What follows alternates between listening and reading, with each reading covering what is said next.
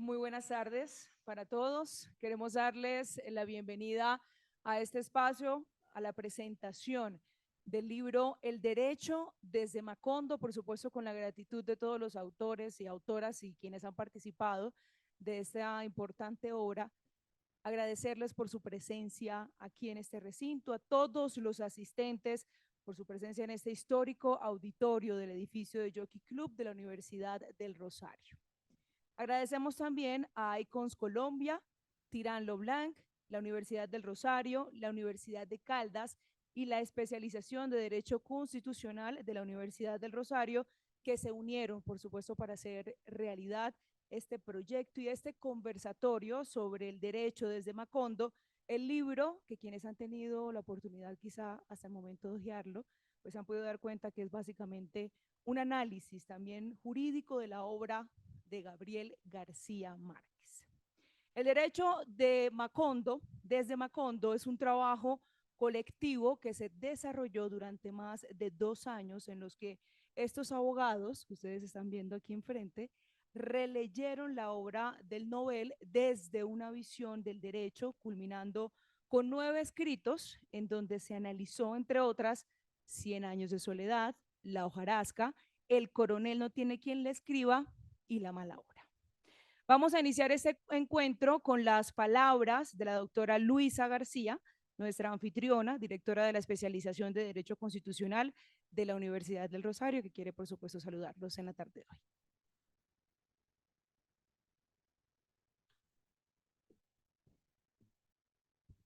Bueno, muchas gracias.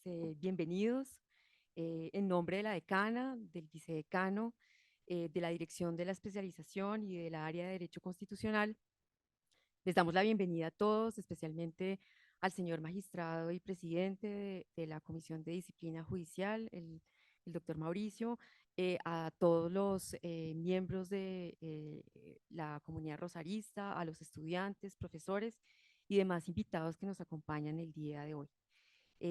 Bueno, para nosotros es un gusto darles la bienvenida en este claustro, que pues por demás también es su casa, es un espacio donde nos sentimos muy gratos de darle espacio a estos eventos, donde evidentemente la sociedad ICON Colombia, particularmente con todos los docentes y con todos sus integrantes, hemos decidido pues darle el lanzamiento a este libro que como bien lo señalábamos es un trabajo que lleva digamos realizándose más o menos hace unos 2 años, donde efectivamente varios docentes y varios académicos estuvimos identificando cómo la obra de García Márquez podría tener un impacto en el derecho. Y esa es un poco, digamos, la razón de ser de este libro y es un poco la justificación de lo que es el derecho desde Macondo, donde más allá, digamos, de revisitar la obra de García Márquez dentro de todos sus grandes escritos, lo que nos interesa fundamentalmente es esa combinación de lo que podría ser el realismo mágico y el realismo jurídico. Y cómo nosotros desde el derecho público y particularmente desde el derecho constitucional podríamos, digamos, evidenciar esas realidades que nos plasma García Márquez a través de ese realismo mágico, donde a veces nuestra realidad supera la misma ficción de esos escritos.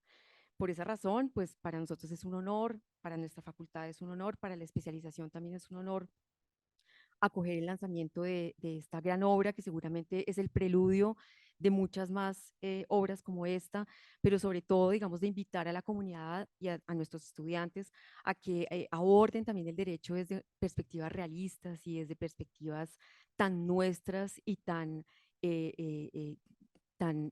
queridas como es el escenario de García Márquez. En esencia, lo que quisiéramos, digamos, plasmar fundamentalmente es eh, la reflexión que vamos a tener hoy en día y vamos a tener en este panel, y es cómo la obra de García Márquez nos acerca, sigue siendo tan actual, ¿no? sigue siendo tan actual y sigue siendo atemporal, donde todos estos planteamientos que nos presenta García Márquez a través, por ejemplo, el conflicto, de la guerra, de los territorios, del olvido, de las mujeres, de esa grandeza de la mujer como es la mujer colombiana a través de Úrsula Iguarán, la biodiversidad, todos estos espacios, fíjense que siguen siendo atemporales y siguen siendo de gran actualidad en nuestro escenario colombiano y latinoamericano, por supuesto. Bueno, sin dar más preludios, yo creo que este libro sin duda es el inicio de una serie de espacios de discusión donde efectivamente vamos a combinar escenarios que vinculan la ficción con la realidad, eh, de ese universo tan entrañable pero tan cruel que a veces nos presentan los libros de García Márquez, pero tan diverso, donde finalmente a veces el derecho se queda corto y a veces el derecho se queda sin palabras ante los escenarios que nos plantea la obra de García Márquez, pero más allá de nuestra realidad colombiana. Bueno, quiero por último felicitar a los editores, efectivamente, a los autores por esta propuesta, a la red ICON Colombia por tener la iniciativa de este tema tan novedoso y fundamentalmente a ustedes que van a ser los autores y especialmente los críticos de esta obra y a toda la comunidad que nos acompaña hoy. Les quiero agradecer y los quiero invitar también para que lean esta obra y para que ustedes se hagan sus propias conclusiones. Muchas gracias.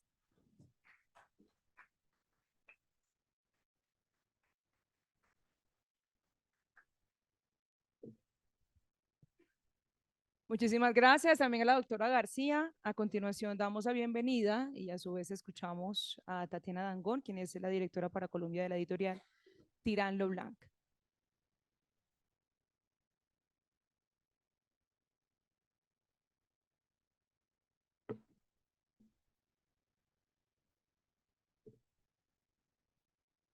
Muy buenas tardes a todos y a todas. Estoy encantada de estar aquí en el lanzamiento de esta obra de Tirán Lo Blanc, El Derecho desde Macondo, una lectura jurídica de la obra de García Márquez. Quiero empezar por saludar, por supuesto, a los estudiantes y profesores de mi alma mater, la Universidad del Rosario, al presidente de la Comisión Nacional de Disciplina Judicial, autor de Tirant, Mauricio Rodríguez Tamayo. Muchas gracias por acompañarnos. A la doctora Luisa Fernanda García por ser nuestra anfitriona, por supuesto a los editores académicos de esta obra, al doctor Milton César Jiménez Ramírez y a la doctora Vanessa Monterrosa por haberse comprometido con un proyecto tan interesante como esto, a los autores y autoras que nos acompañan aquí, además de diferentes partes del país y América Latina. Y por supuesto quiero empezar por decir que para Tirán Lo Blanc, esta edición no solamente nos honra por llevar un tema tan propio de Colombia y de América Latina como es la realidad de Macondo y la escritura de García Márquez, sino también porque nos hayan elegido a nosotros para publicar algo que acerca desde la literatura al derecho y que le permite a estudiantes y académicos encontrar lecturas que no solamente sean obras de consulta, sino obras que se pueden leer por satisfacción, ¿no? Y esto es una obra de estas características. Yo me preguntaba cuando estaba pensando en lo que diría en esta presentación, si los editores académicos se pusieron de acuerdo para sacarlo de la mano de la serie de Netflix y si ustedes alcanzaron, bueno, no alcanzaron a verla antes de que saliera el libro, pero por supuesto esto se enmarca dentro de una conversación nacional sobre cómo debe interpretarse la obra de García Márquez y cómo cada uno que la leyó en diferentes momentos de su vida tuvo una interpretación diferente. Para mí, la escritura vista desde el realismo mágico, por supuesto, es una escritura que tiene mucho de magia, pero es esa magia propia de Colombia y del Caribe colombiano. Y por supuesto, como mujer caribe, me siento absolutamente identificada con toda la obra de Macondo. Y aquel día que empecé a releer otra vez 100 años de soledad de la mano de la serie de Netflix, estaba comentando con ciertos amigos que nada de lo que sale ni en la serie ni en el libro no lo he visto yo en el Caribe colombiano. Casi todo lo que hay ahí lo he visto, desde las discusiones partidistas hasta las formas en las que las familias se construyeron, hasta la misma forma en la que los pueblos se construían en ese momento, hace parte de esta obra. En un momento, en un capítulo que escribe Vanessa, ella se menciona a las mujeres y la discriminación en la obra de García Márquez. Y habla sobre que las mujeres han sido históricamente discriminadas no solo en el mundo de Macondo, sino también en la realidad colombiana. Y ahí yo solo voy a interpelar que lo que pasa en Macondo es la realidad colombiana y de hecho latinoamericana, y que por supuesto coincido plenamente contigo en que esa discriminación que se vio como en un momento se vio como paisaje y como cultura, hoy la podemos analizar desde una perspectiva crítica y si se quiere revisar la historia con un ojo mucho más crítico y no tan solo literario. A los autores quiero agradecerles por haberle abonado esto a el catálogo de Tirant, porque realmente hicieron un trabajo muy riguroso, muy juicioso, pero también muy inspirador para que otros autores escriban sobre estas materias. Sin duda es un tema del que se tiene que seguir escribiendo y analizando de diferentes perspectivas. Hay otras obras también de García Márquez que no se fijan precisamente en el realismo mágico, a las que también les invitaría a escribir, porque García Márquez, además como periodista y como escritor, tiene una amplia visión también, no solamente de la perspectiva del realismo mágico, sino también de la realidad colombiana como noticia de un secuestro. Así que esperamos con ansias la segunda parte de la obra y la lectura de García Márquez. Por supuesto, tengo que agradecer a Icon Society y hacer una especial mención de que Icon Society Colombia ha crecido de la mano de Tirant Colombia. Tenemos una colección donde participan diferentes autores que son miembros de esta organización académica y que hemos crecido juntos en este país. Y gracias por todo el apoyo a la red de profesores de ICON. Y por supuesto a todos ustedes la invitación es a que lean esta obra, como toda obra que combina la literatura, porque esta es una obra que tiene tanto literatura como derecho, siempre se tiene que mirar con ojos críticos, así que esperamos que la compran y que la lean. Muchas gracias y que tengan una feliz tarde y disfruten este panel.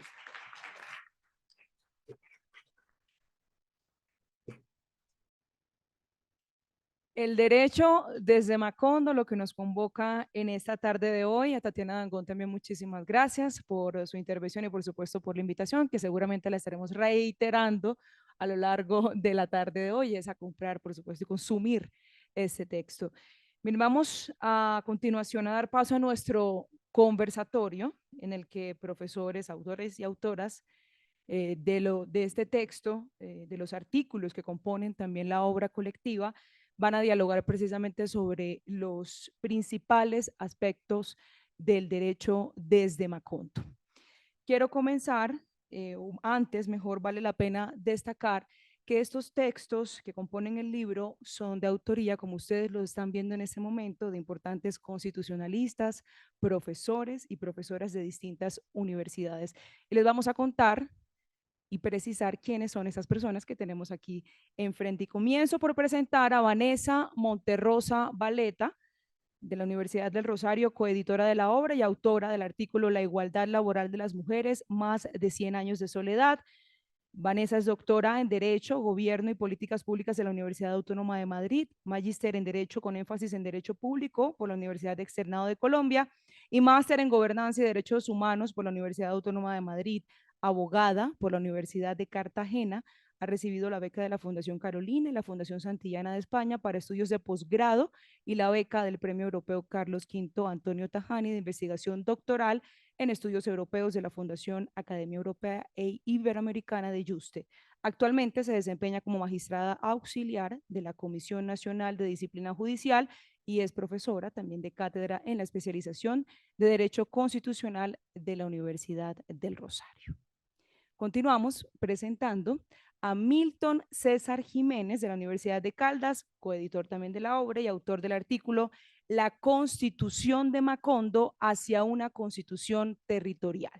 Él es profesor e investigador en Derecho Público y Procesal de la Universidad de Caldas, especialista en Derecho Constitucional de la Universidad Nacional de Colombia, magíster en Derecho Público de la Universidad de Externado de Colombia, doctor en Derecho de la Universidad Carlos III de Madrid, Research Fellow del Programa de Estudios Constitucionales de la Facultad de Derecho de la Universidad de Texas, copresidente de Icon Society y Colombia y director de la Plataforma de Divulgación del Conocimiento Sociojurídico Foro.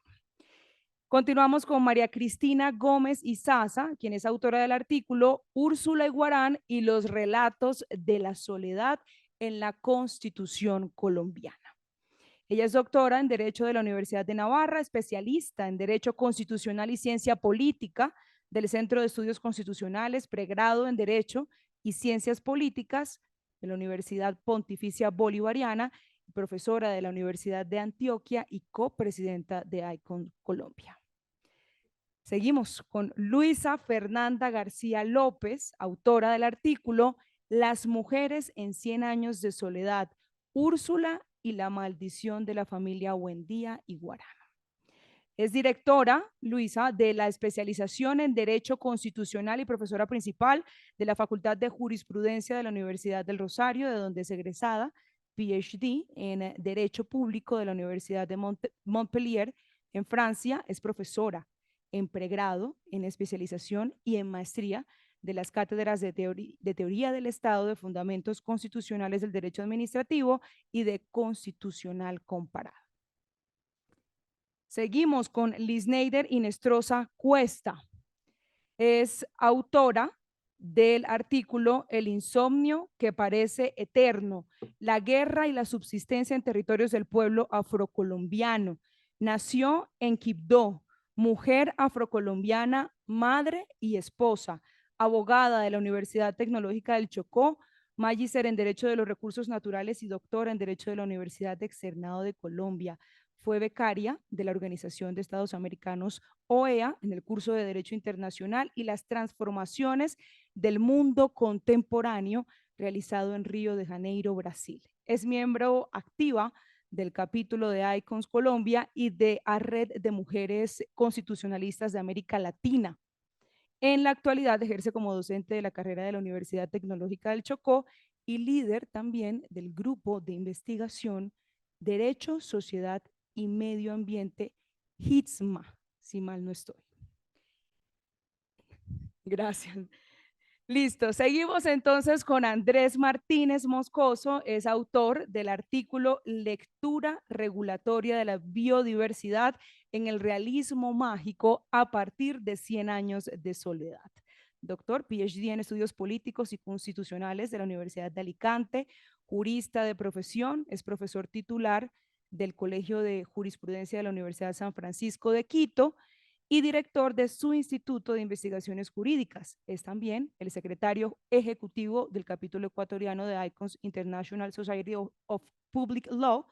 Es miembro de la Comisión Mundial de Derecho Ambiental, de la Unión Internacional para la Conservación de la Naturaleza, así como de la Asociación Internacional del Agua y del Instituto Iberoamericano de Derecho Constitucional. A todos, pues por supuesto, no sé si rompemos un poco el protocolo y le regalamos un aplauso precisamente para celebrar esta tarde de hoy y porque entendemos entonces que hay detrás también de estos textos que ustedes van a poder disfrutar y leer. A continuación, le doy la palabra, sin más preámbulos, al profesor David Hernández. Él es docente del Centro de Ética de la Universidad del Rosario, quien pues se encargará de moderar esta conversación y esperamos que sea para todos una noche muy interesante. Adelante. Muchísimas gracias. Muchísimas gracias. Entonces, rompiendo un poco el protocolo, aunque vamos a formular algunas preguntas, que hay respuestas y contrarrespuestas, podamos asumirlas. Y quería empezar agradeciendo para estar con las autoras y autores de este libro, en una facultad de Derecho, que se llama El Derecho desde Macondo y no Macondo desde el Derecho, ya nos dice mucho sobre el papel de la literatura para todas las artes, para todas las ciencias. Y la profesora Luisa arrancaba diciendo que muchas veces el derecho se queda corto, pero la filosofía también. Yo soy filósofo de profesión, la economía, el gobierno, la regulación, el legislativo muchas veces se quedan cortos frente a lo que sí nos puede dar la literatura, que es una mirada en profundidad de los que la experimentan y la vivencia de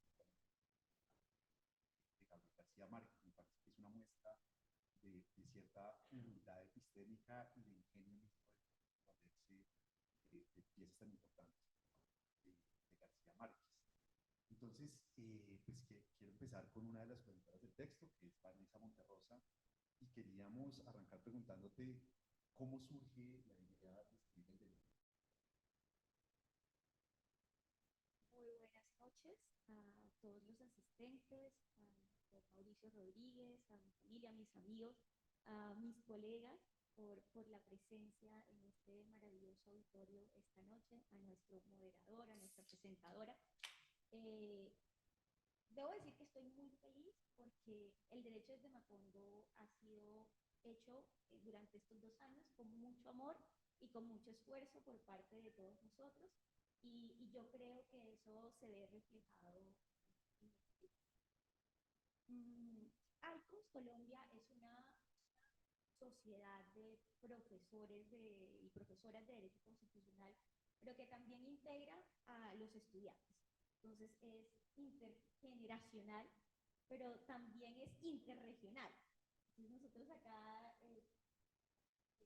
y en el panel eso se evidencia. De Bogotá tenemos un invitado ecuatoriano que es del capítulo de ICONS Ecuador, de Manizales, de Chocó, de Medellín. También tenemos 2 españoles que escribieron en el libro.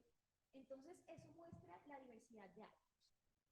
También es intergeneracional. Entonces tenemos profesores ya consolidados aquí en el panel, pero también le dan la oportunidad a nuevos académicos, como es mi caso.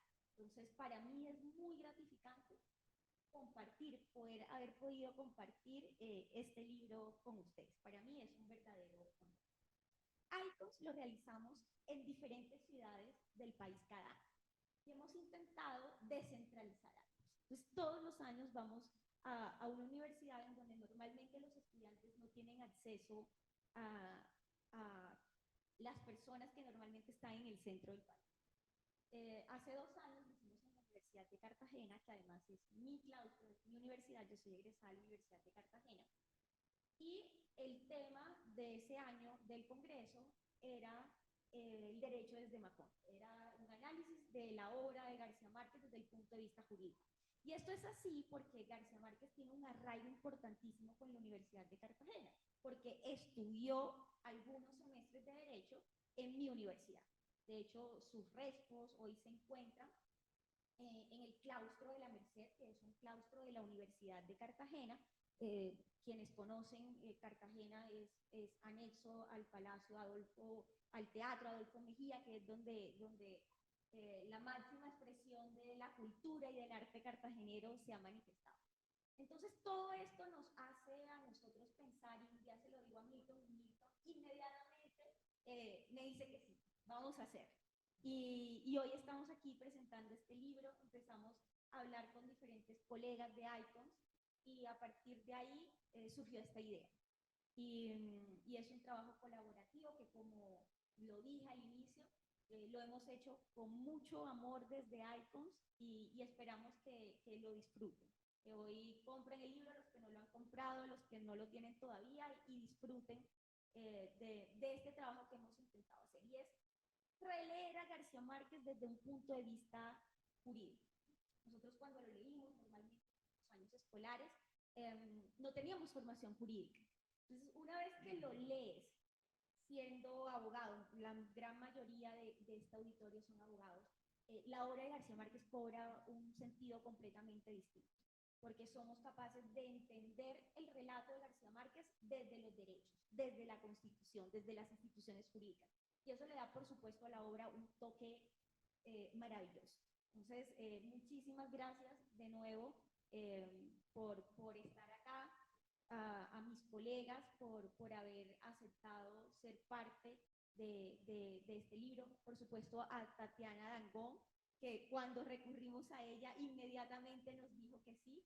Para nosotros ha sido importantísimo el apoyo de Tirán lo Blanc, y esperamos que esta sea el inicio de una serie de análisis de obras literarias desde el punto de vista de la literatura. En un momento María Cristina les va a hablar de la siguiente, porque esto no se queda aquí.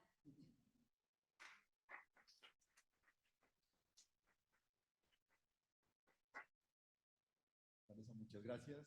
y tomando también la excusa de se trata de una sociedad intergeneracional, interregional, quería preguntarle a Milton César, también editor de texto, ¿qué significado tiene este libro en particular para ICOS? ¿Cómo este libro se vuelve una fuente de significado para ICOS?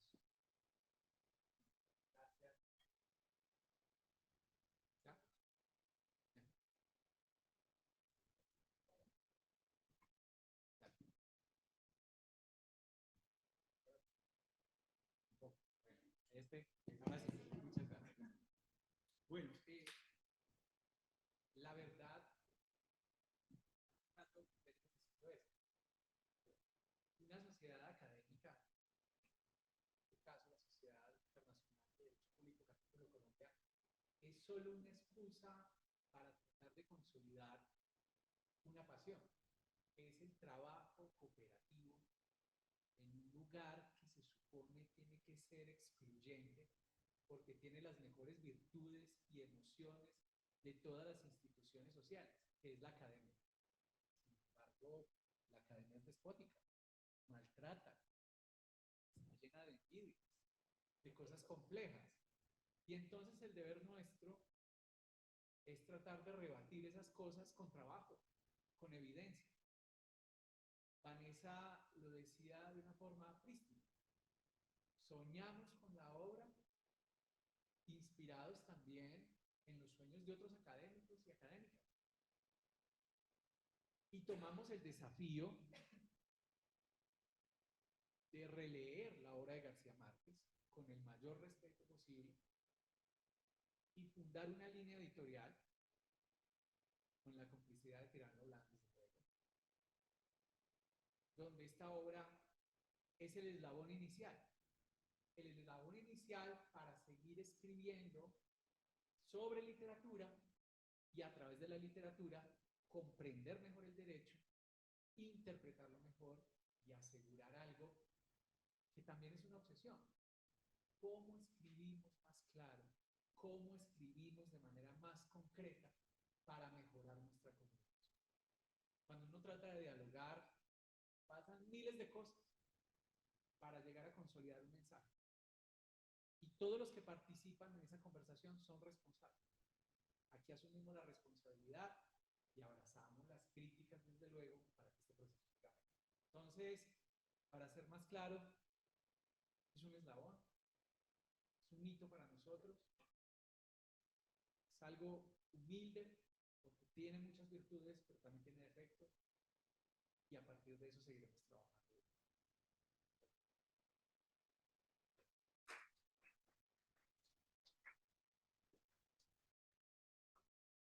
Bueno, pues aprovecho que me también de cómo el derecho y desde el derecho. Entonces queríamos arrancar con los textos y precisamente con César, quería preguntar, bueno, ¿qué es Macondo en el texto que usted pone? Muchas gracias. En el psicoanálisis, las obsesiones son fundamentales, porque las obsesiones relatan lo más profundo de la vida de los seres humanos. Para nosotros, en el mundo latinoamericano, y la herencia jurídica que hemos recibido, las constituciones parecen un tótem, una piedra de toque, una piedra filosofal capaz de cambiarlo todo. Es decir, es un elemento aspiracional. La idea que quería expresar allí es, si Macondo necesita una constitución, pero para poder resolver eso tenemos que comprender qué es Macondo y dónde está Macondo. Y mi respuesta es, Macondo es un recurso literario. Macondo es una experiencia que surge de la lectura y de la imaginación y del viaje que hace cada lector cuando toma la obra en sus manos. Y aquí les pido excusas porque empiezo a hablar de algo personal. Y yo nací en Caldas, pero toda la vida he querido ser costeño. Y me siento costeño porque viví 10 años de mi vida en la costa, Caribe. Viví en Cesar, viví en el Magdalena, recorrí el Atlántico, Bolívar, viví el conflicto y litigué contra Aracataca. En un conflicto doloroso, el acueducto, el acceso a agua potable. Y aproveché para explorar qué era Macondo, hablando con los campesinos, con las comunidades que se iban a beneficiar de los proyectos de acueducto y alcantarillado. Y me decían, pero si Macondo es un árbol y tiene frutos y deja una hojarasca terrible. Y recuerden la hojarasca. También en los funerales de la Mama Grande. Recorre las calles de Macondo, trae suciedad, dolor, hasta que la hojarasca se integra con los gérmenes de la tierra. Entonces puede ser eso. Después hablé con gente cercana a la familia García Márquez y me mostraron que tal vez García Márquez no fue totalmente innovador, sino que fue un garante de los juglares del Caribe. Porque todas esas historias están en la tradición oral de estas personas. Lo que hizo García Márquez fue garantizarles eternidad a través de la palabra. Pero Macondo es la zona bananera, es Aracataca, es Colombia. No, humildad. Macondo es un municipio colombiano o latinoamericano. Y muchos quieren ver a Macondo como la esperanza, y creo que hay que verlo así, con esa inteligencia emocional, pero hay que verlo también con carácter existencial. No olvidemos que García Márquez, amante de Kafka, era también un existencialista, y ese realismo mágico tiene que ser un existencialismo mágico también. Entonces Macondo es un territorio lleno de afugias, es un lamento, es un canto, es una narración sobre nuestras desigualdades, sobre nuestras diferencias y desacuerdos políticos. Eso es Macondo en una pequeña aproximación. Muchas gracias.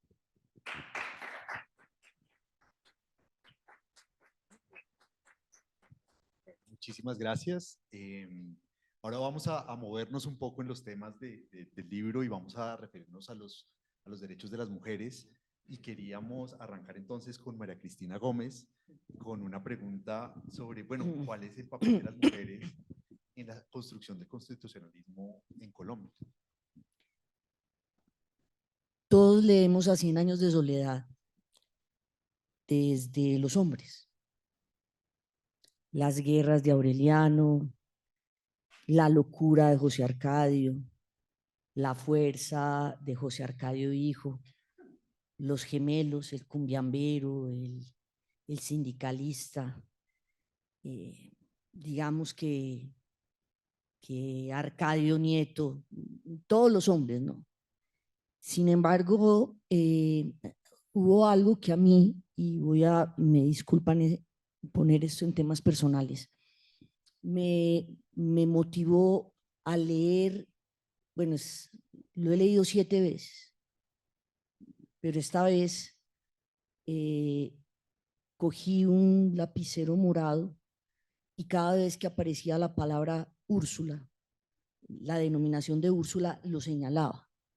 Y entonces leí la novela desde Úrsula. Y llegué a una conclusión. La Constitución en Colombia es como Úrsula en la novela. Úrsula no quiere morir. La Constitución en Colombia, a pesar de todas las soledades que hemos tenido, se niega a morir. Úrsula sostiene la esperanza, a pesar de la locura del marido atado en un árbol. Úrsula tiene la capacidad de crear el orden a pesar de la locura de su nieto. Úrsula se reinventa a pesar de su ceguera cuando es bisabuela. Y Úrsula se queja cuando es tatarabuela y la pinta. Y eso le ha pasado a la Constitución. El análisis de la Constitución, como si fuera Úrsula, es el análisis de lo que un alemán denominó en una época, bueno, si uno no dice o cita a un alemán, parecería que no, nada de lo que uno habla es importante. Entonces les voy a citar a un alemán para que tengan la idea de que esto puede también ser riguroso. Carl Winston hablaba del sentimiento constitucional ante una sociedad que, como la alemana, era nazi, cuando aparece la Ley Fundamental de Bonn. Y decía que la Constitución debía ser un compromiso afectivo de resistencia contra la tiranía. Y creo que Úrsula, igual que la Constitución colombiana, a lo largo de 200 años, que la hemos dejado muy sola, defiende la vida a pesar de la monstruosidad de nuestras guerras. Por eso yo pensé que Úrsula era la mejor imagen para hablar de la denominada Constitución sentimental. Y creo que como mujer, alguna vez Gabo lo planteó, los hombres se empeñan en destruir el mundo y las mujeres, sin ninguna razón, por supuesto, con sentimiento, se encargan de sostenerlo. Creo que ahora Tatiana habló de Netflix, y me disculpan, esto es riguroso, voy a ir para otro lado. Si ustedes se dan cuenta, en la etapa primera de la fundación de Macondo, la serie le da la entidad a Úrsula, a tal punto que si ustedes se acercan a la imagen, cuando ella abraza a José Arcadio y le llora por lo que está pasando con sus hijos, su hijo en la guerra, su hijo perdido, bueno, la locura que estaba sucediendo, lo abraza, le dice todo lo que está pasando. Yo a veces siento que eso hace la Constitución colombiana, la sociedad civil, José Arcadio y los Buendía, atados a un árbol, a esta demencial guerra, y lo abraza. Úrsula, como quien dice, a nosotros nos abraza la Constitución. Y eso fue lo que yo quise proyectar. Y lo van a ver en el texto, con todo lo que es la soledad de Úrsula. Y les advierto que es verdad, cuando venga la otra parte, cuando Úrsula muere, se acaba la novela. Porque ya los pergaminos de Melquiades ya son de alguna manera interpretados. Y ya sabemos lo cíclico. El primero morirá atado en un árbol y el último se lo llevarán las hormigas. Así que creo que esa fue la idea, después de contarles el juego, también un poco de subrayar en morado y no leer sino todo lo que tenía que ver con Úrsula. Y es una lectura totalmente distinta de la novela.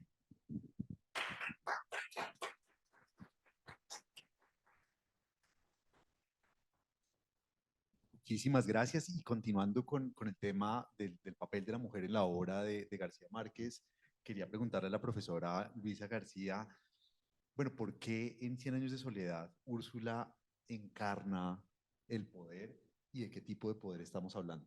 Porque esto depende mucho de la interpretación. Me acuerdo siempre de cuando tocan el hielo y dice está hirviendo, ¿no? Entonces, ¿de qué poder estamos hablando y cómo Úrsula encarna este poder? Bueno, muchas gracias. Creo que coincidimos en muchas cosas con María Cristina, retomando ese personaje emblemático que es Úrsula Iguarán. Y yo creo que digamos que es como el referente desde el punto de vista del poder en la Constitución, en la obra de García Márquez, no solamente digamos porque ella encarna esos valores morales, pero también encarna la autoridad.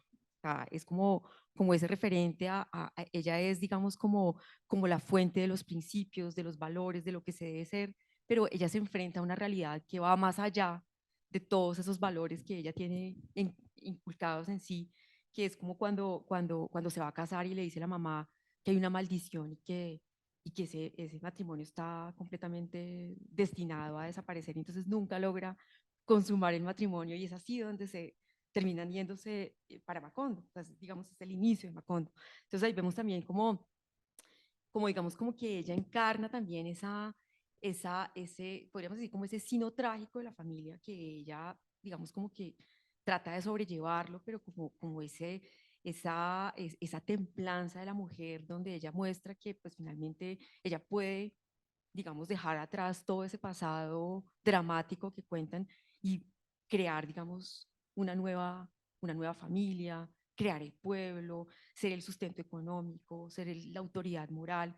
Y lo mismo que tú decías, María Cristina, es como ese escenario cíclico que solamente es hasta que Úrsula pierde la vista, que ya entonces el libro como que empieza ya a apagarse, ¿no? O sea, como que este personaje es el que ilumina permanentemente la historia de Macondo, y ya cuando Úrsula empieza a envejecerse y ya la ceguera, digamos, como que la azota, ya el libro empieza como a concluir. Entonces, creo que Úrsula, más allá, digamos, de representar el poder, es el poder también de una mujer que me parece, digamos, en Cien años de soledad es muy interesante cuando le preguntan a Pilar Ternera de la historia de los Buendía y ella dice, yo se las puedo contar desde el principio hasta el final porque esa familia ya tiene una historia completamente rezada.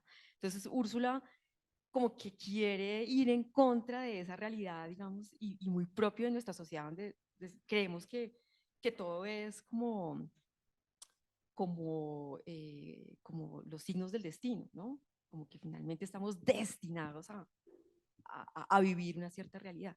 Y creo que Úrsula es como ese poder nos dice, no, no puede hacerle frente a ese destino trágico, a pesar de que yo lo llevo cargando, yo lo encarno, ella como que le hace frente y saca adelante la familia, saca adelante, digamos, el pueblo, y es como, digamos, esa autoridad en todos los espacios, digamos, de Macondo. No, cuando yo leí el capítulo de Luisa, que no nos hablamos, si ustedes observan todo lo que escribió, es lo que esperamos de la Constitución. Los principios morales, el orden, la templanza, la búsqueda de autoridad, pero el enfrentamiento a una realidad que evidentemente a veces criticamos porque no existe, pero no la imaginamos. Y creo que eso es lo que nos ha sostenido todavía, como Úrsula sostiene al mundo de Macondo antes de que se desintegre. Digamos, ella se desintegra. Entonces creo que ahí los dos artículos los pueden ver de manera casi que conjunta y va muy en la línea también de lo que Vanessa después escribe frente a lo que es la situación de las mujeres y el trabajo en Macondo, pues digamos que es, y que conste que no nos hablamos, es decir, no tuve, cada una lo hizo y ya después cuando yo lo leía, yo decía, bueno, y esta es la primera vez que nos estamos como contando lo que concluimos. María Cristina nos dice que eso, Úrsula representa, no, centenaria, está detrás de la familia casi toda su historia, todas las generaciones, todas las locuras de los hombres. También hay una relación de la mujer con la legitimidad, no solamente positivizada, sino moral, y esa relación con el poder constitucional que necesita autoridad práctica, pero necesita una legitimidad de cara al pueblo. Pero hemos hablado mucho de Úrsula y aprovecho para preguntarle a Vanessa, ¿qué otras mujeres vale la pena destacar de esta obra en relación con los derechos y con el derecho? Bueno, yo me voy a permitir algo y es leer a partes de la obra, porque yo creo que eso nos permite sentir a García Márquez acá con nosotros. Escribí específicamente sobre el derecho a la igualdad laboral de las mujeres en Macondo. Entonces iba tomando apartes de la obra de García Márquez y la analizaba a partir de un elemento, y es cómo se evidencia en la obra el papel de la mujer en el marco del derecho a la igualdad en el acceso laboral. Entonces, la obra está llena de mujeres, mujeres maravillosas, Entonces aquí tengo algunos apartes subrayados. Por ejemplo, en este que se refiere a Santa Sofía de la Piedad. Entonces voy a leer. Para Santa Sofía de la Piedad, la reducción de los habitantes de la casa debía haber sido el descanso a que tenía derecho después de más de medio siglo de trabajo. Nunca se le había oído un lamento a aquella mujer sigilosa, impenetrable, que sembró en la familia los gérmenes angélicos de Remedios la Bella y la misteriosa solemnidad de José Arcadio, que consagró toda una vida de soledad y silencio a la crianza de unos niños, que apenas él recordaba que eran sus hijos. Entonces, miren qué diciente esta parte del texto de García Márquez. Vemos cómo las actividades de trabajo no remunerado estaban íntegramente en cabeza de ella. Y el hombre ni siquiera recordaba que eran sus hijos. Entonces, eso lo vemos nosotros cada vez menos, por supuesto, en nuestra sociedad, donde las actividades de cuidado se han asignado a la mujer. Y eso, por supuesto, implica y tiene consecuencias en el acceso al mercado laboral, en el ascenso del mercado laboral. Porque si la mujer se encarga de los cuidados enteramente, eso le impide a la mujer primero acceder y luego ascender en el mercado laboral. Entonces, esas actividades y lo que denomina la doctrina actual, la corresponsabilidad en las actividades de cuidado, va íntimamente relacionado con la igualdad de las mujeres en el mercado laboral. Voy a leerles otra parte.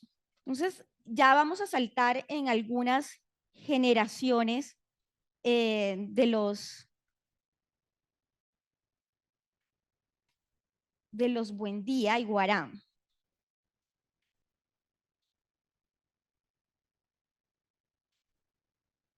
Remedios. Entonces dice, la suposición de que Remedios la Bella poseía poderes de muerte estaba entonces sustentada por 4 hechos irrebatibles. Úrsula no volvió a ocuparse de ella.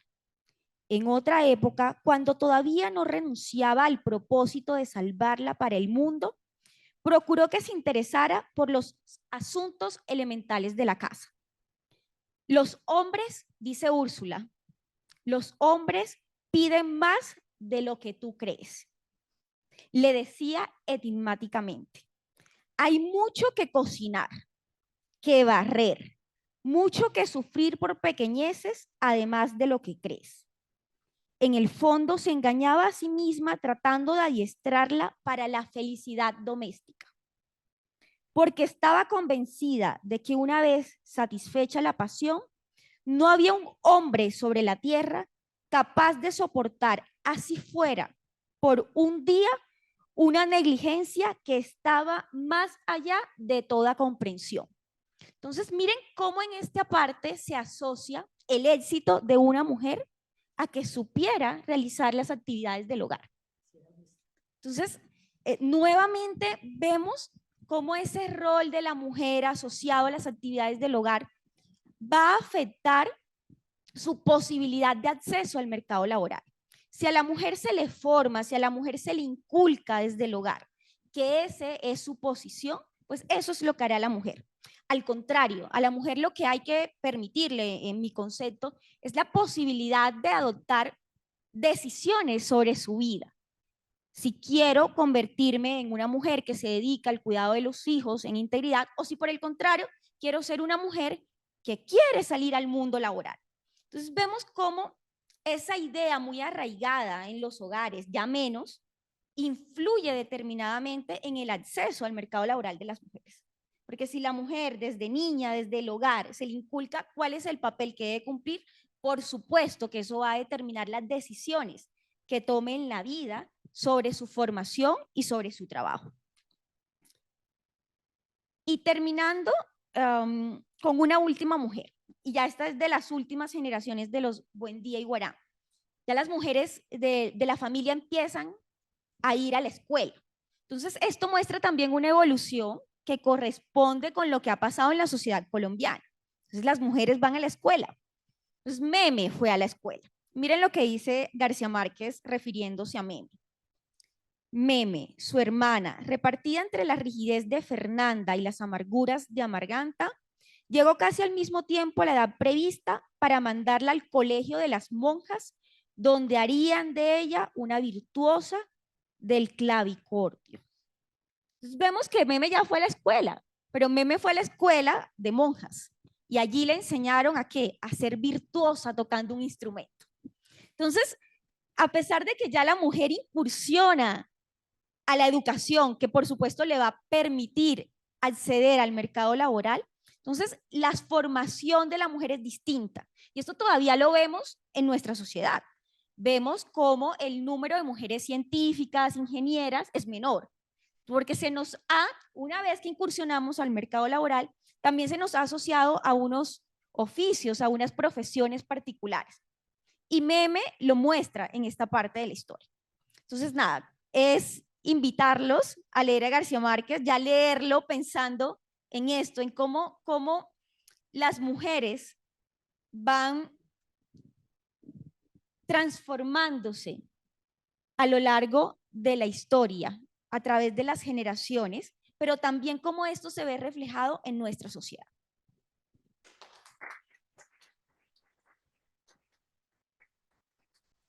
Vanessa, muchas gracias. Y si hay una cosa muy importante acá y es cómo nos socializamos, en este caso la socialización de la mujer y el progreso también marcado por ser virtuoso en un arte, pero se toma el arte como feminizado, como una cuestión aparte de los asuntos serios, ¿no? Del Estado, de la vida pública. Y podríamos seguir hablando de estos temas, pero el libro es muy rico, entonces quisiera dar un viraje un poco a cómo el realismo mágico de García Márquez también adopta otros, pues nos da perspectivas sobre otros fenómenos como la violencia, el desplazamiento, la desigualdad. Y quería preguntarle a Liz Neider, bueno, cómo se manifiesta el problema del olvido y esta cuestión de la peste del insomnio, ¿no? Que están fuertemente conectadas, y cómo se manifiesta esto en territorios ancestralmente habitados por el pueblo afrocolombiano.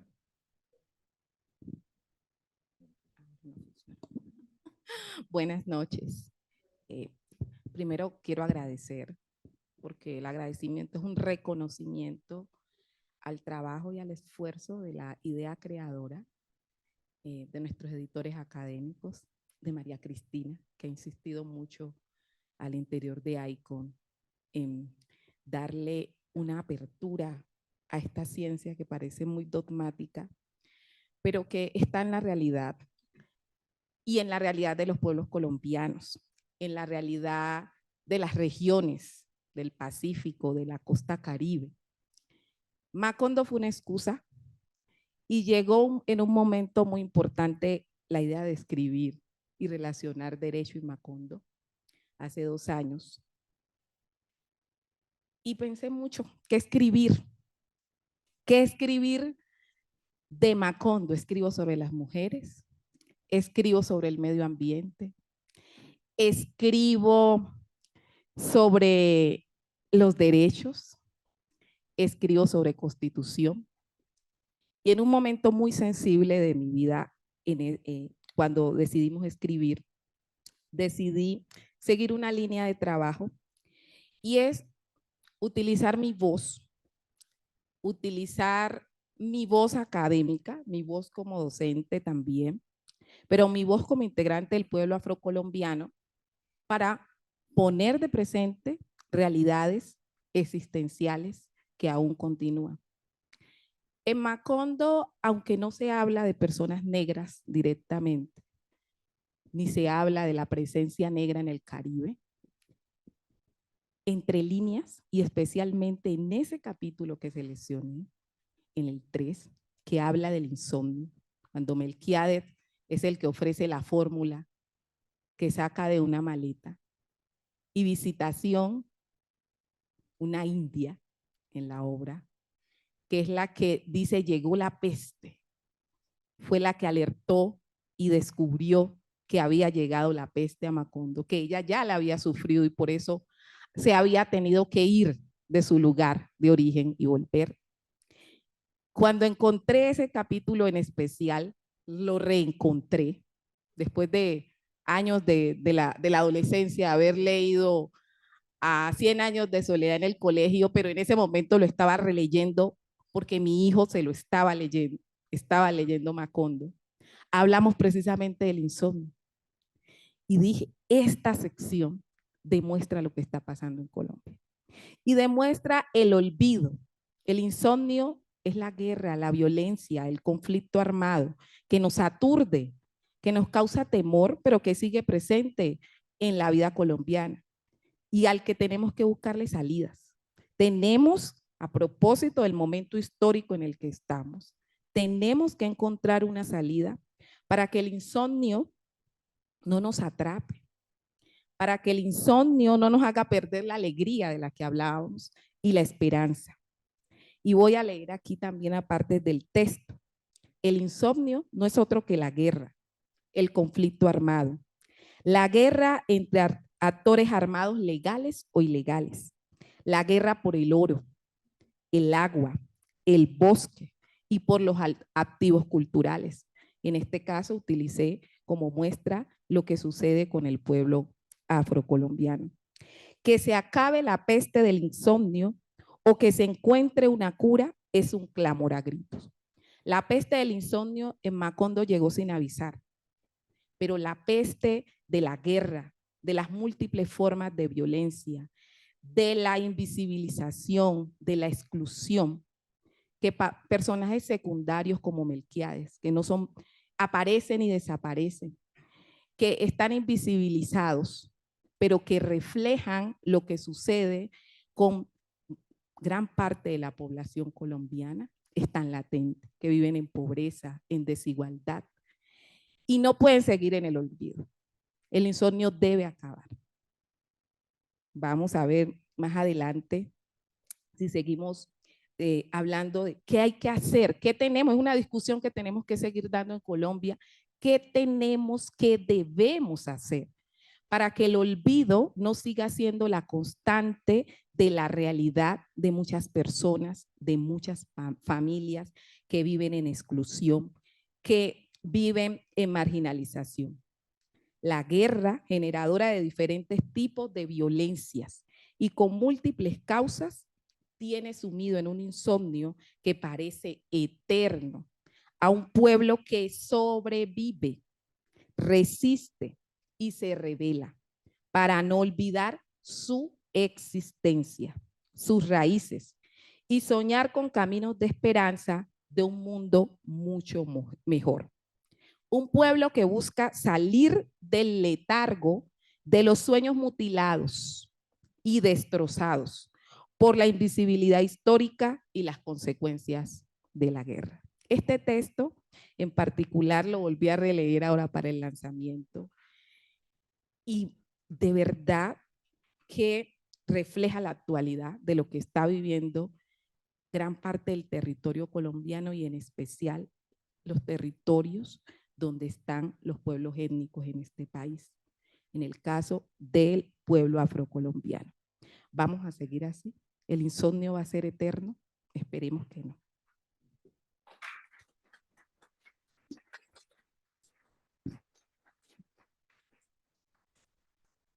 Liz Neider, muchísimas gracias. Es una reflexión importantísima.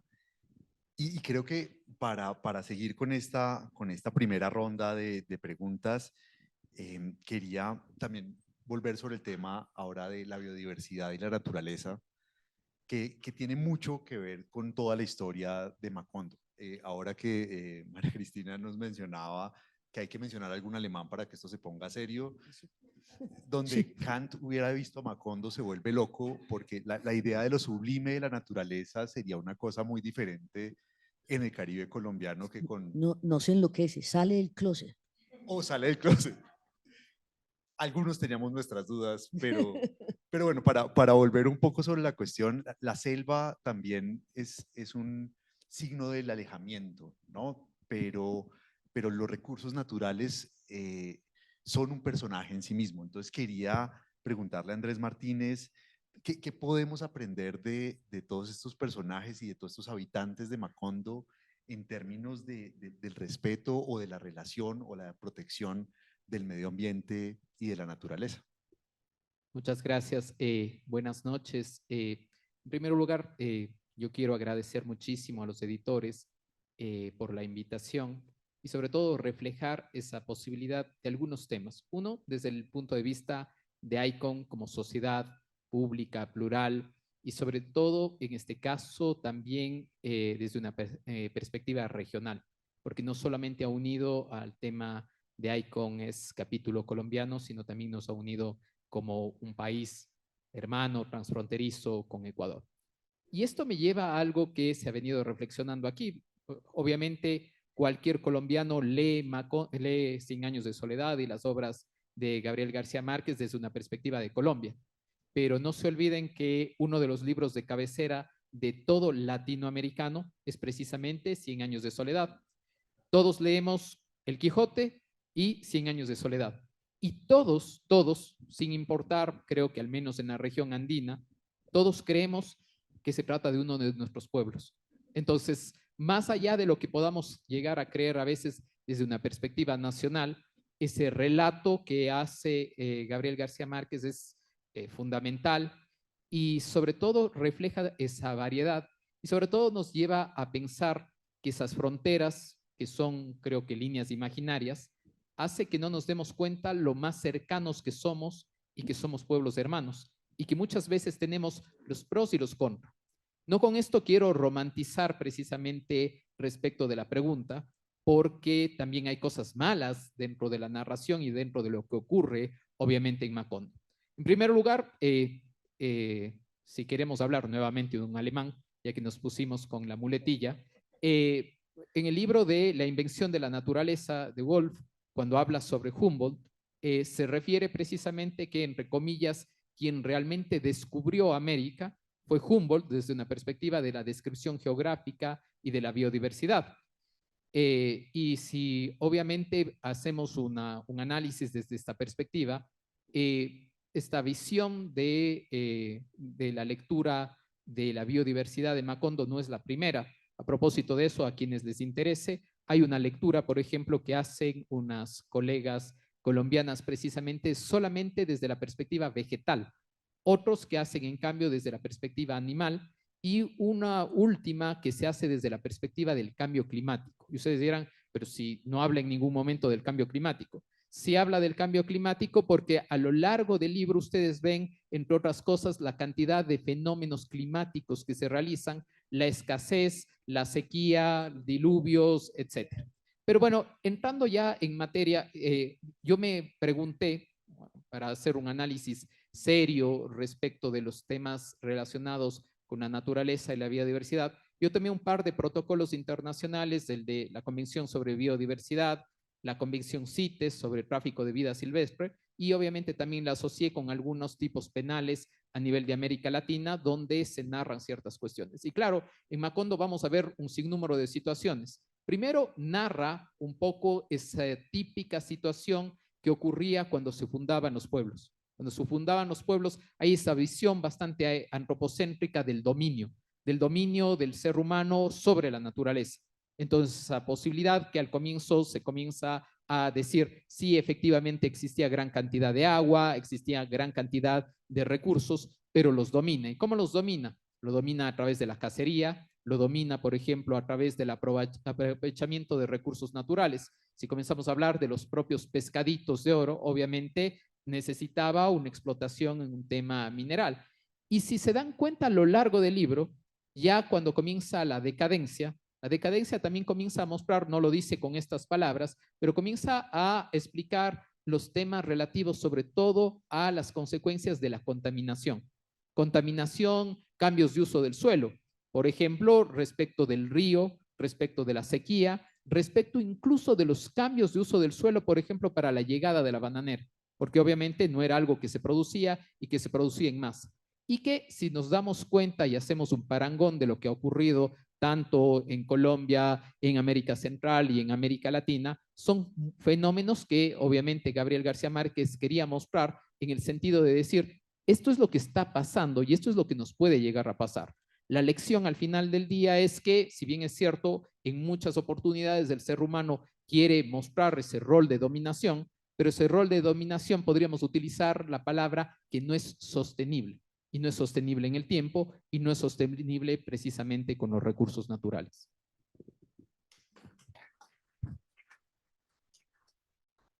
Bueno, Andrés, muchísimas gracias. Y bueno, terminamos una primera ronda para una segunda parte de este conversatorio. Queremos darle la bienvenida también a nuestro segundo moderador que trae como un tema para abrir un poco la discusión y no estar solamente en una pregunta capítulo por capítulo.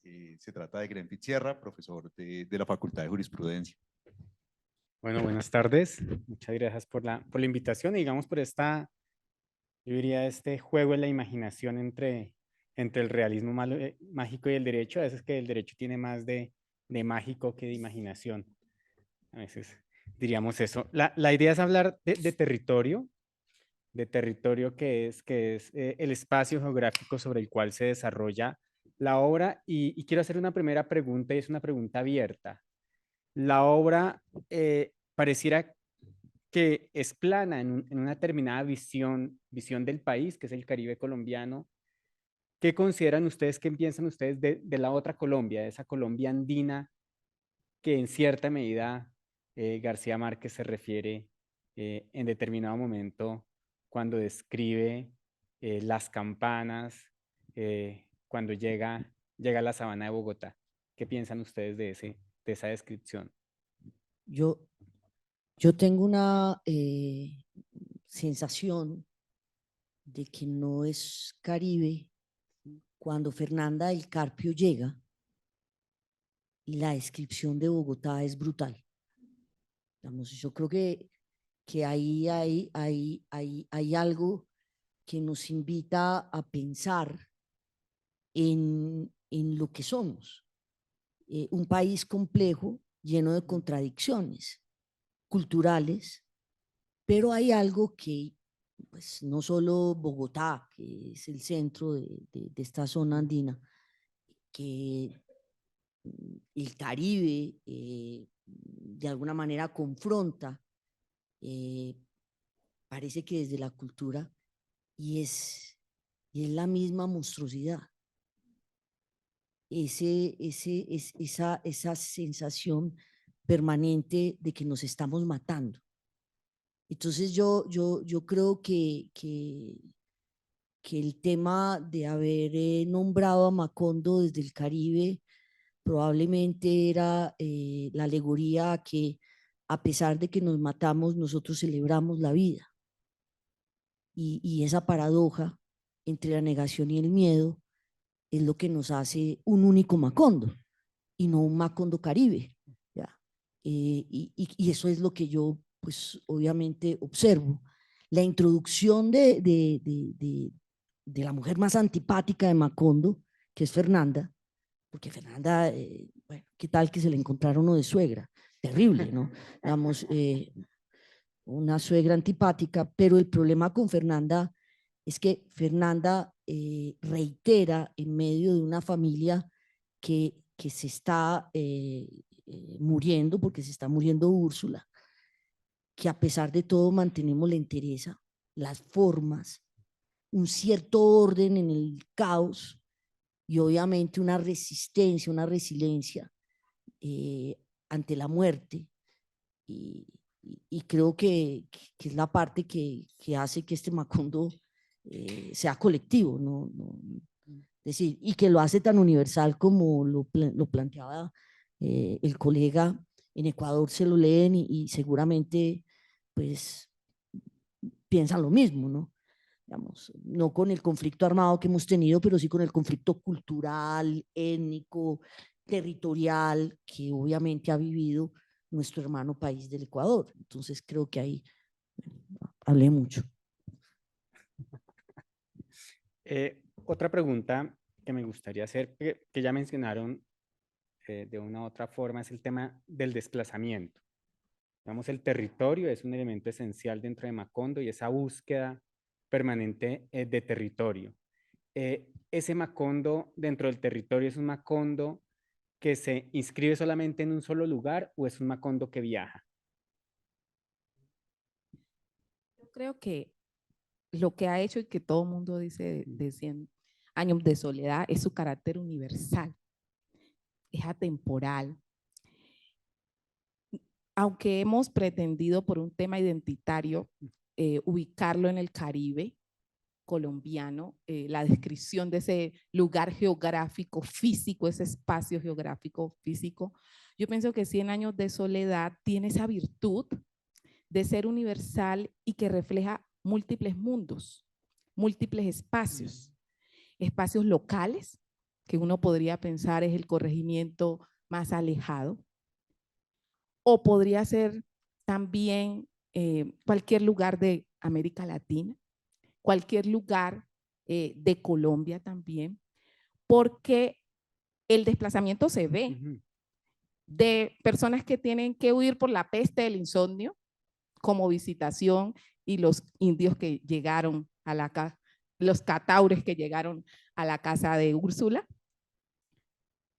pero también está reflejado en un desplazamiento constante de extranjeros, de gitanos, de árabes, que llegan y reflejan esa cultura, ese mundo universal que describe Gabriel García Márquez y cómo se entrelaza y cómo cada uno da un aporte para la construcción de los problemas y las realidades que tiene Macondo. Melquíades llega y soluciona el problema del insomnio, pero Melquíades también trajo otros mundos posibles que Aureliano llamaba la magia, por ejemplo, o los artefactos que traían, pero los árabes trajeron otros. Entonces, no hay un lugar, un territorio físico con límites como estamos acostumbrados ahora espaciales, marítimos, para definirlo en términos de derecho constitucional, ¿qué es el territorio? ¿Y cuál es el territorio? ¿Y qué es el territorio de Macondo?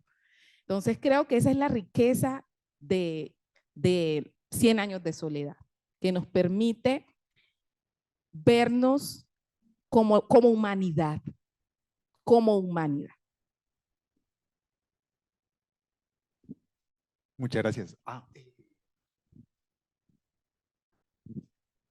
Solamente una cosa súper pequeñita que de pronto ya podría ser una interpretación súper extensiva, pero hablando ya de desplazamientos, podríamos incluso situarle a la fecha, por ejemplo, lo que pasaba en Macondo en la descripción de 100 años de soledad, respecto de incluso los refugiados climáticos. Hablar de se acaban los recursos, tengo un problema respecto de sequía o problemas de inundaciones y buscamos un lugar donde asentarnos. Entonces, esto bien podría obviamente debatirse en un nuevo contexto y claro, bajo un tema mucho más universal, no centrándose en una situación específica. Y respecto al territorio de lo que decías antes, que si bien es cierto, no voy a ofender y querer opinar sobre Colombia, sobre si hay alguna aproximación al tema de la sierra, pero sí hay una cuestión bastante interesante, por ejemplo, respecto a los temas hídricos y a la importancia que dan, por ejemplo, al tema del hielo, al tema de los nevados y la descripción como un recurso necesario para la supervivencia. Entonces, son algunos aspectos básicos que sí se toman en cuenta en el libro y que bien pueden ser releídos a la fecha bajo otro contexto. Y yo quisiera hacer una última pregunta, y es una pregunta, digamos, muy jurídica, pero también muy ligada a Macondo. Tendemos los abogados a tener dos tendencias jurídicas, universalismo y cosmopolitismo. ¿Ustedes ven en Macondo un ejercicio más de universalismo o de cosmopolitismo?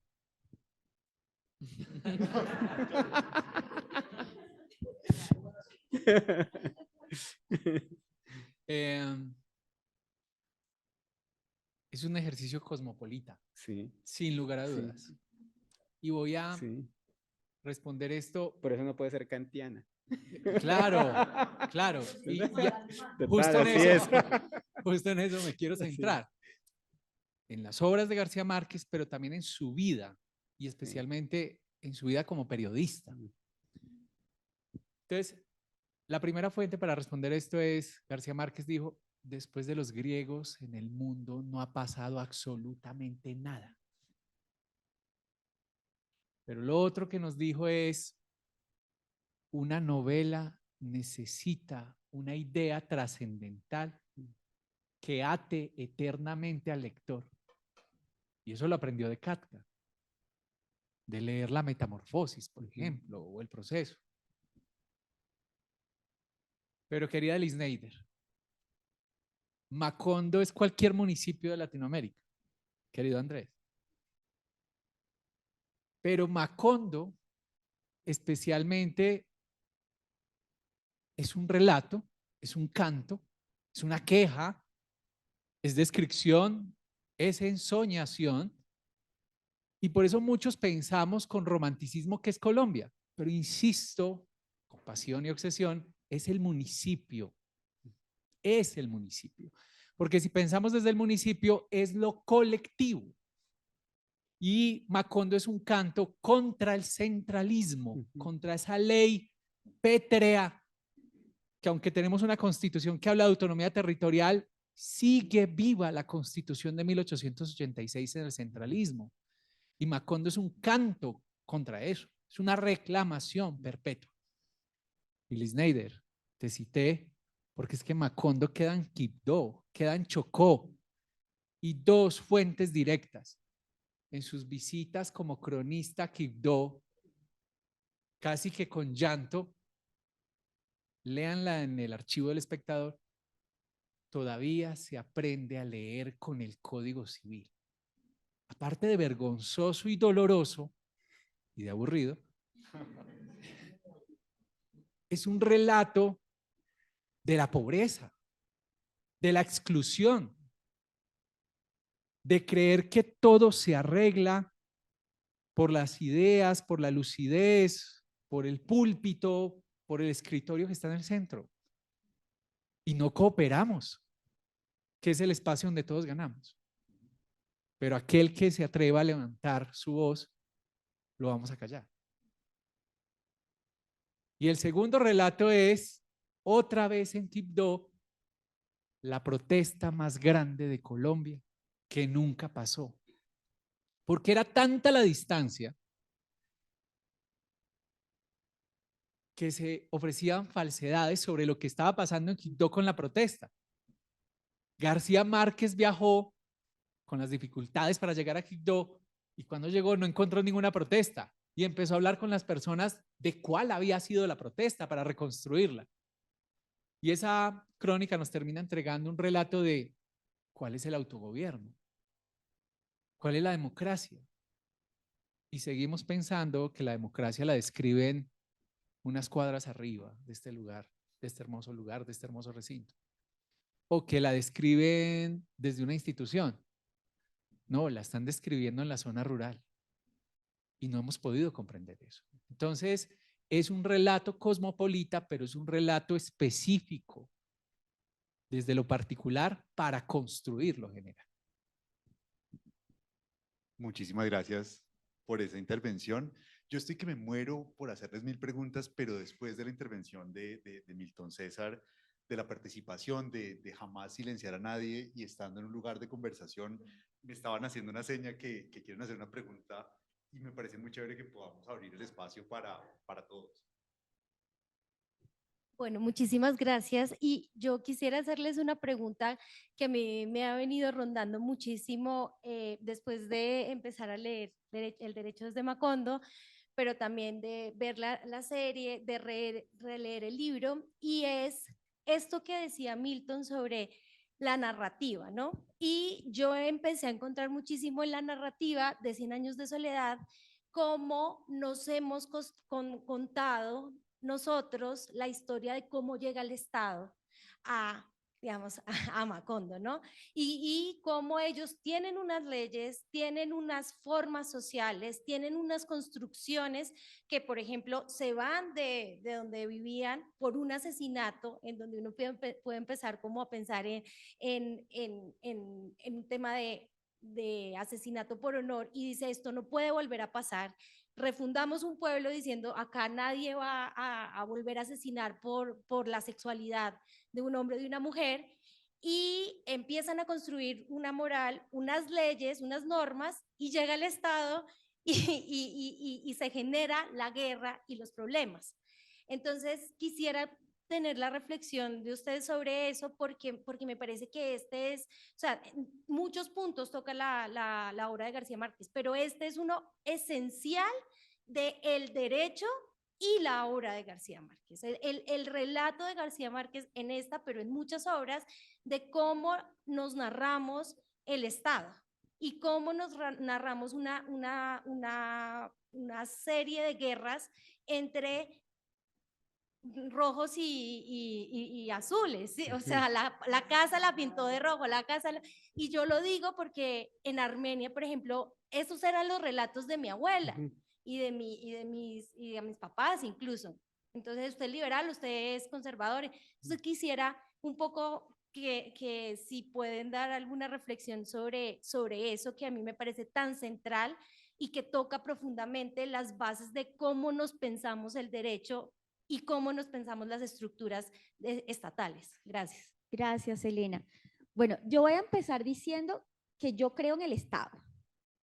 Es decir, y yo en algún momento me cuestioné eso, pero cuando llegó la pandemia del COVID-19, si el Estado no hubiese existido, no hubiéramos podido organizar, establecer normas. Entonces salen los decretos de estados de excepción y se empiezan a establecer una serie de criterios para poder intentar organizar esa normalidad que tuvimos desafortunadamente que vivir. Ahora, cuando hablamos de Macondo, yo creo que en Macondo sí había Estado. Es que no había un Estado tal y como nosotros lo entendemos en estricto sentido. Pero por supuesto que habían delimitado las casas para que todas recibieran la luz del sol el mismo número de horas. Se había establecido que debían trabajar a determinadas horas, es decir, se había una organización. Eso es Estado. Por supuesto, cuando llega el corregidor, que mandan los cachacos, porque así lo dicen, es que nos mandaron el corregidor,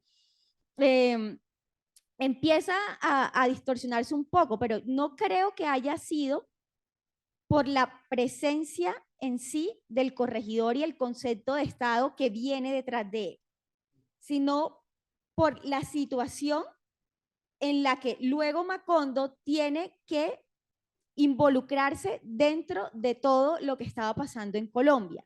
Es decir, es el hecho que Macondo tiene que dejar de estar aislado porque empieza a comunicarse, cuando Macondo se empieza a comunicar con el resto de la sociedad, más allá de ese lugar mágico que habían organizado, empiezan los conflictos. Es decir, no empieza porque exista el Estado o porque el Estado haya llegado, sino empieza cuando se relaciona con el resto de la sociedad. Entonces ahí el cuestionamiento y viene mucho con el concepto de fronteras. Es decir, no somos capaces de interactuar con pueblos que piensen o que puedan pensar distinto al nuestro. Y es lo que en últimas termina generando las guerras. Es decir, la imposibilidad de actuar y de poder relacionarte con otras sociedades. No per se el concepto de Estado o de organización, porque, repito, creo que en Macondo existía un Estado. Y Milton lo relata muy bien en su historia. Pero yo creo que ya no vamos a hablar más porque queremos que lean el libro. Y queremos que compren el libro. Allá afuera tenemos el stand que Tatiana Dango muy amablemente ha traído al Jockey Club. Y entonces los invitamos a eso. Yo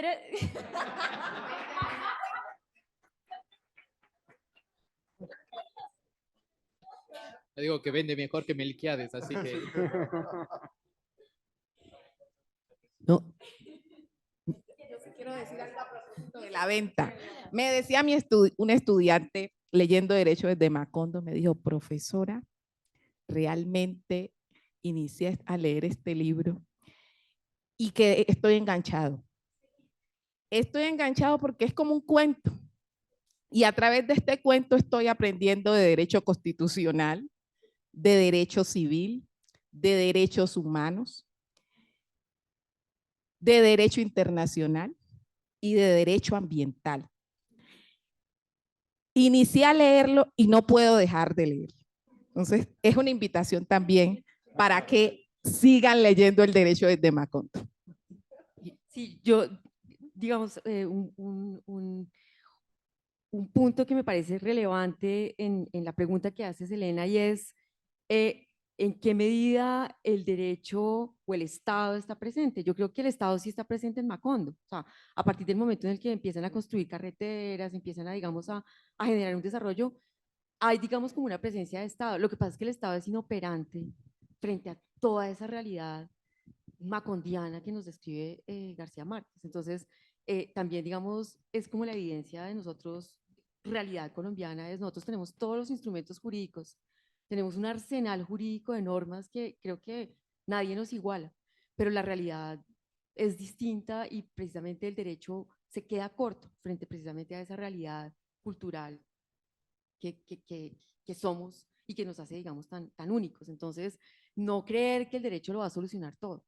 Creo que tenemos que empezar también porque seamos sociedades de pronto un poco más justas y más civilizadas y pensando que el derecho puede ayudarnos, pero que no va a responder a todas las necesidades de una sociedad como la nuestra y como la de 100 años de soledad. Muchas gracias. Yo en la línea de la venta, compren, compren sin parar. Yo quisiera llamarle la atención a la ironía y al simbolismo de García Márquez cuando describe el Estado, cuando llega Moscote, pero cuando llega el cura. Entonces, esto tiene mucho del análisis de cómo hemos dejado en el Estado y en la fe la posibilidad de crearnos como sociedad. Y la literatura nos ayuda a revivir lo más importante de la sociedad, su cultura. No es un libro, y no sé si esto va a ser para que no lo compren, que es un divertimento para aprender derecho. Es un libro que increpa desde lo sensible, lo que estamos haciendo con nuestras instituciones, lo que estamos haciendo con el derecho, lo que nos creemos del derecho, pero sobre todo lo que proyectamos como sociedad, como cultura, creyendo que el derecho lo puede todo. ¿Ya? Entonces, el simbolismo de quitarse el cinturón de castidad, la llegada de Moscote, la llegada del cura, pero además que lo iban a encarcelar, lo iban a matar, los iban a colgar, todo, y no lo hicimos, pues no lo hicieron, eso somos nosotros.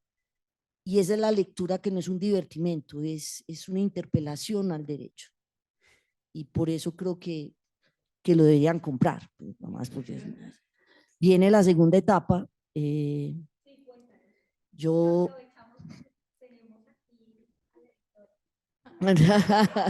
a Tatiana. Hay una mujer caribe universal que fue eclipsada por García Márquez y por Mutis. A veces las mujeres nacemos en ciertas épocas donde podemos brillar menos. Marvel Moreno. Marvel deja 2 novelas y unos cuentos maravillosos. Y en la línea de ir revisando nuestro Macondo, de la mano de esta mujer, viene otro proyecto editorial. Marvel es probablemente una mujer que, sin ser feminista, denunció el feminismo que debíamos tener las colombianas, pero yo creo que también cualquier mujer en el mundo.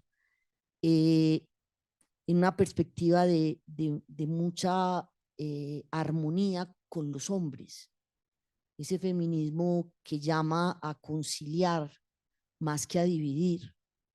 Y creo que es una mujer que nos puede dar también las pistas de la lectura de lo que hemos hecho las mujeres en el derecho y en la política. Ese es el proyecto que sigue.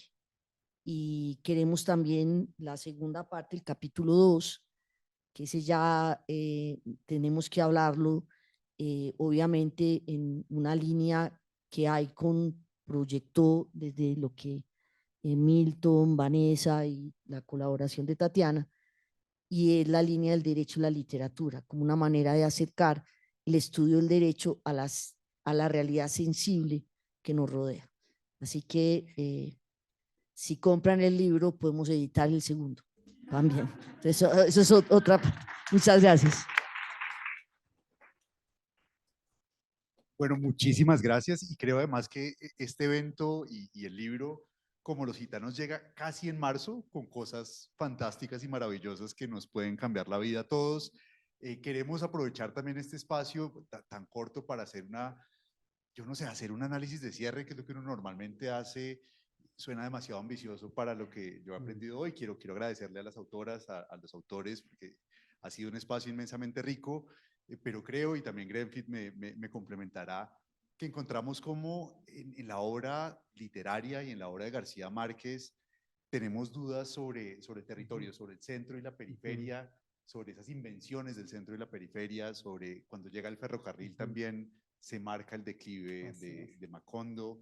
Encontramos el lugar de las mujeres, el lugar de los indios, que llaman, de todas estas interacciones que terminan siendo la preocupación fundacional del derecho.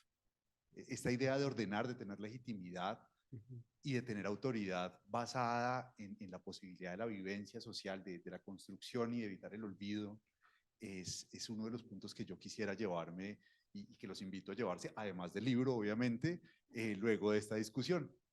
Yo sería lacónico y simplemente diría que la obra evidencia que no se necesita ser alemán para ser jurista.